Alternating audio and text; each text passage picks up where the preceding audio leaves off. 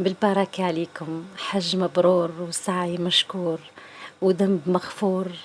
الحاجة فاطمة والحاج ميلود.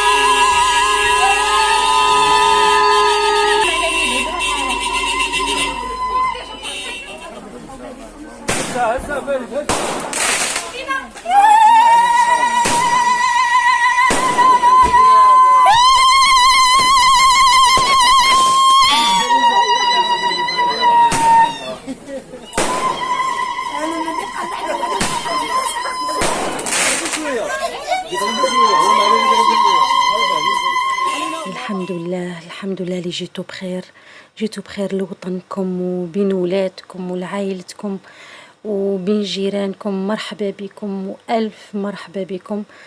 الحمد لله على سلامتكم والحمد لله اللي جيتوا بخير.